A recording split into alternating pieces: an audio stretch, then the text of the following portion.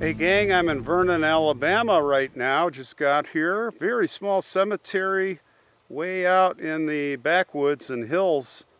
Beautiful area. This is the Fellowship Cemetery. There's a Baptist church here, the Fellowship Baptist Church. And we're here actually to visit the grave of an infamous outlaw named Rube Burrow.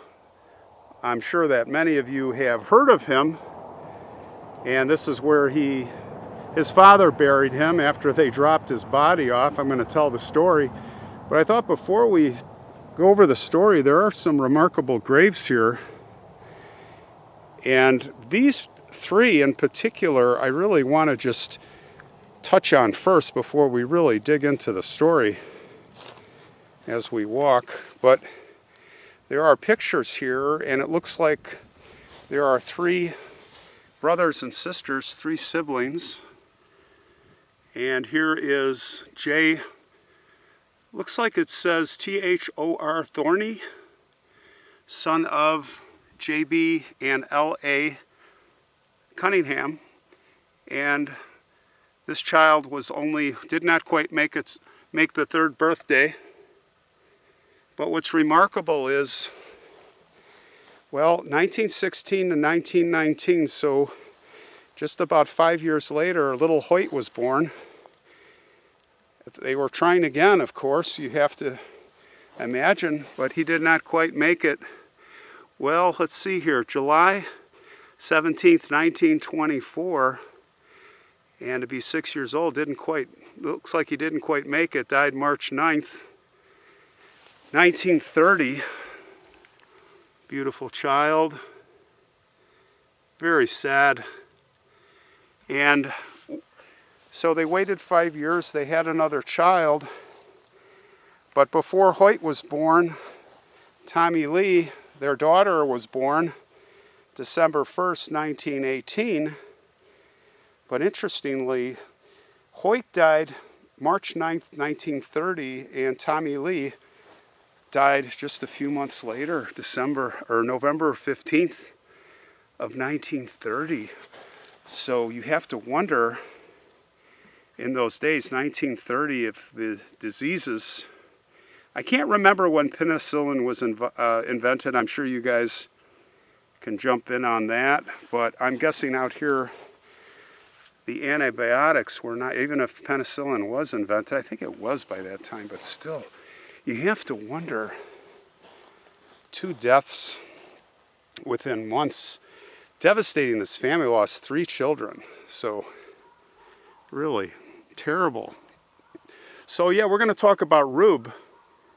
And Rube is buried right over there. A very small cemetery, like I said. It's not going to take long to walk over there. But he was a pretty infamous train robber.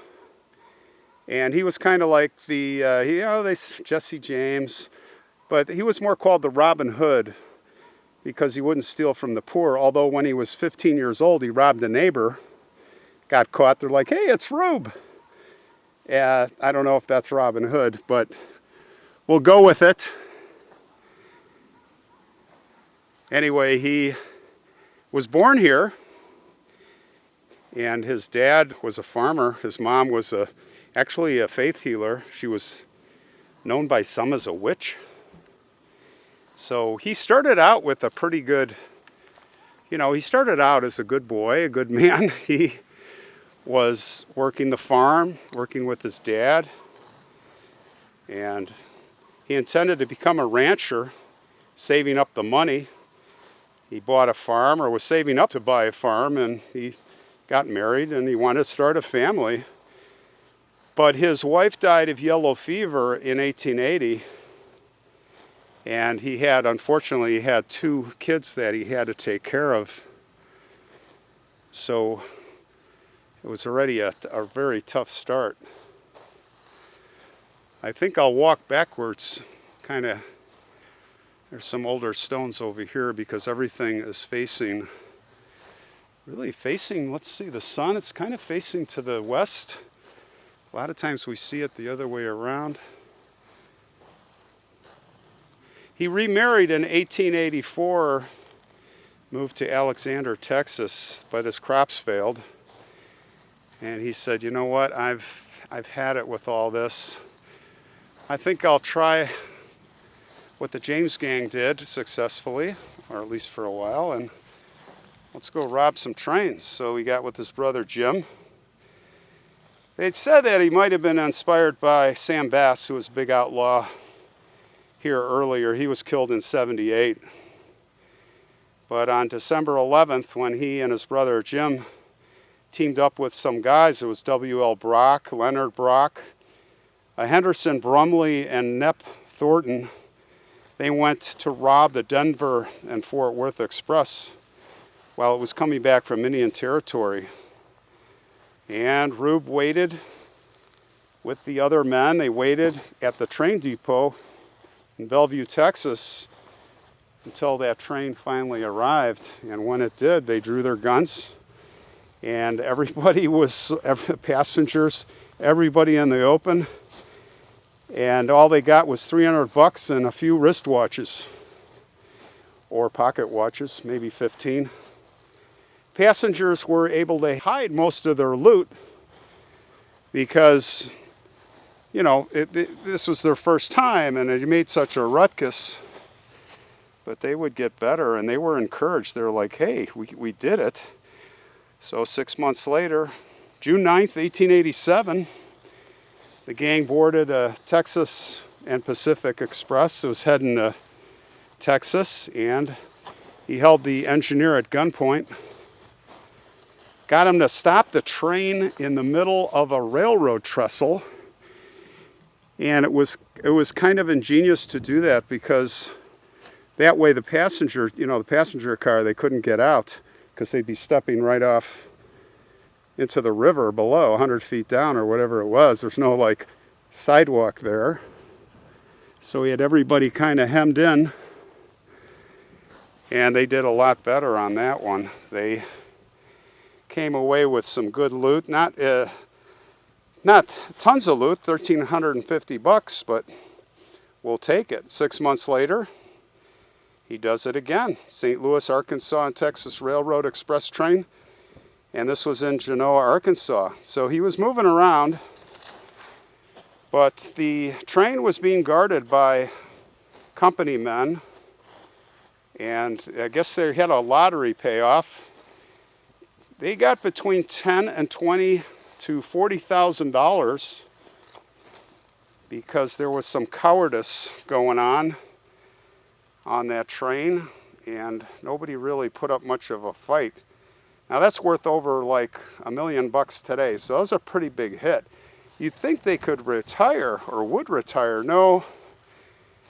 I mean, you get a taste of that. It's like the Pirates of the Caribbean. You keep going. Well, unfortunately for them, the Southern Express Company was a client of the Pinkertons, Pinkerton Detective Agency. You all know them. They usually work for the railroads. They worked for President Lincoln. They were it, and they had a lot of good detectives. So they were on the trail along with lawmen and bounty hunters. Well, things started to go downhill after that. 5 days later, the Pinkerton men came up with their first major lead. Deputy Sheriff had reported that, hey, there were these 3 guys, and I recognized these guys, and one of them left behind this raincoat. And that raincoat was eventually traced to a store where whoever was wearing it bought it in Dublin, Texas. And the sales clerk there did identify the man as one of the gang, Jim Brock. And they quickly got him in custody. Now, when they would do these robberies, a lot of times they'd come back here, very smart, they'd come back here to this area and they would just kind of go back to farming. It was kind of like a 6-month pattern. And then they would hit again, and they would really mix it up. So, but these guys, once you get the bounty hunters after you, and of course the Pinkertons, well, the end is not too far. So once they got Brock in custody, he of course confessed. And he said, oh, it's Rube Burrow. He's our ringleader. He kind of broke down. So Rube, they're like, who's Rube? He didn't really have a criminal record, but they didn't know where he was. So another break came when he received a letter from Rube, Brock did, while he was in custody. And of course they intercepted that. And they were able to set up a sting operation, if you will. So on January 8th of 1888, they surrounded his home. But Rube had fled. He was one step ahead because Brother Jim had warned him. Well, now they were really on the run. 2 weeks after making their escape, Rube and Jim were spotted by a conductor while they were riding on a Louisville and Nashville train in southern Alabama. And police surrounded the train. They waited for it in Montgomery, might have been Nashville, but one of those towns, and they had a gunfight. And Rube got away again, but Jim was caught. So they had killed a man. There was a printer, his name was Ned Broy, and he was trying to get Rube, so he got a bullet in the chest. So they put together a posse, and they got him. They got on his trail. But this guy was like, I would describe like a raccoon or a bear. Maybe a better description is like a grizzly bear when he gets cornered. You don't want to mess with Rube. So they had him pretty much cornered, and they would get in these gunfights.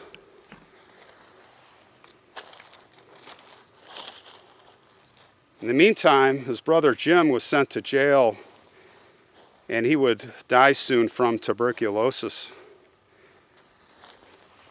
July of 1889, there was another incident.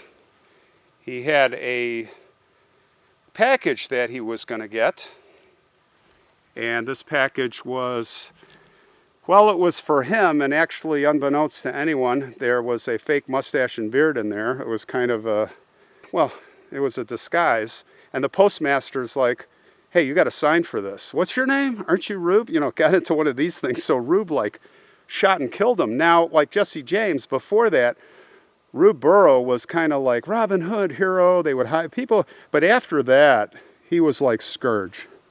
So that's when things really started to cave in for him, and the net was closing. It was a cold-blooded murder, but he continued to rob trains, even though he was wanted. And in September of that year, he robbed the Mobile and Ohio Express train, Mississippi, and then the Northwestern Railroad train in Louisiana. A couple of months later, he was fiercely pursued by those Pinkertons. He got up into the Raccoon Mountains, and again this guy gets away. This time he's surrounded. They have a shootout, and I mean, one guy, he like wounds two, kills, I can't remember the exact details, but I know he wounded a couple, and I think he like tore them up, and they like retreated, they left. You can imagine one man turning a whole posse away? They had to withdraw. So he got away again. And imagine in the mountains. Just imagine what that was like. Well, it was finally going to come to an end. And Rube was finally captured in a pretty unsuspecting way. There was a guy named Jesse Hildreth and another guy named Frank Marshall. And there were two guys, they were planters, farmers if you will, John McDuffie and Jeff Dixie Carter. And they were at this place called George Ford's Cabin. It was in Myrtlewood, Marengo County. And John McDuffie, he had suspected that Rube would be showing up. And he had Jesse Hildreth on the lookout. And when Rube showed up at the cabin, Jesse was inside waiting, and they got word to each other. Jesse and Frank jumped Rube, and they tied him up and they held him for John and Jeff. They took him to the jail in Linden, Alabama, and they said that he was entertaining them with funny stories all the way. He even offered Jesse, he's like, hey, Jesse, I'll give you $100. What's that worth now? I mean, $100 was a lot of money then. Jesse's like, no, I don't even know if I get the $100, but I sure wouldn't get to spend it because you would have killed me first, and he would have. You know, we're going to fall for that kind of stuff. So they had him, they pretty much had him set. But in the early morning of December 8th, 1890, Rube was like, I'm hungry. Get me some food. And he talked the jailers into getting him his bag, which he had some food or some candy in.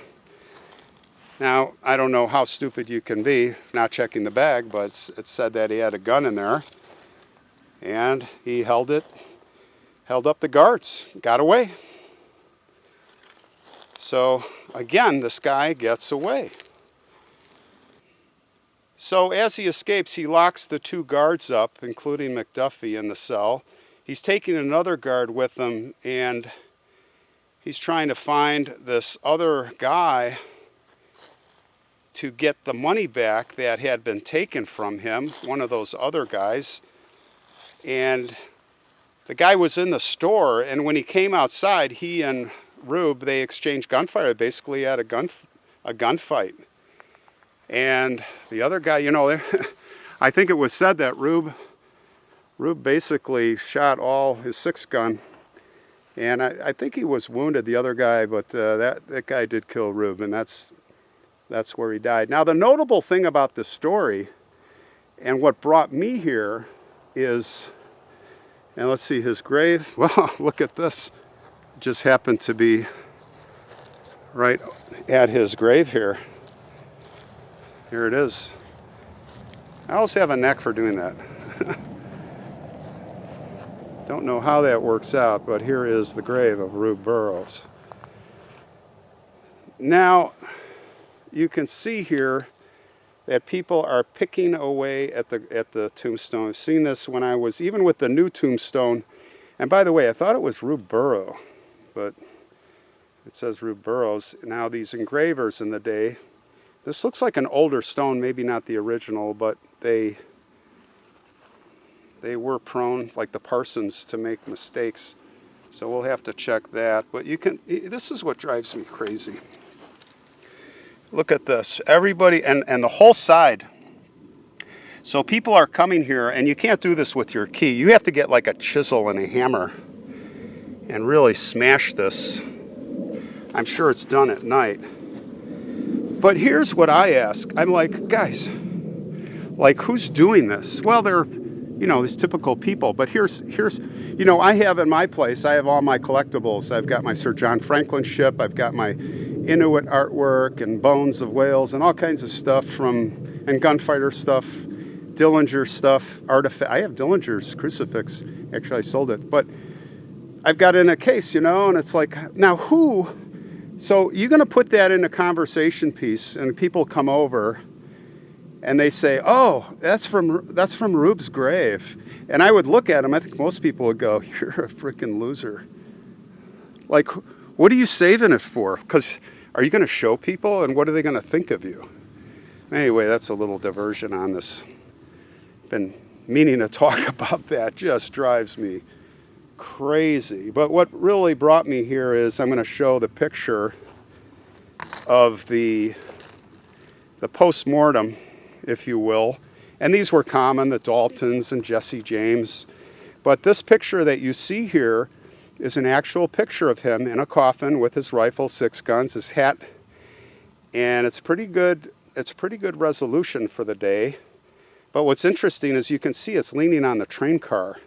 And what they would do is every stop, they would take him out and display him. And then, of course, people would cut pieces of his hair, pull buttons off, and do all kinds of gruesome stuff until they finally got him here, where they dumped him. They literally dropped the coffin off the train attendants. They threw it at his dad's feet, and they go, "It's Rube, it's Rube." So, you know, I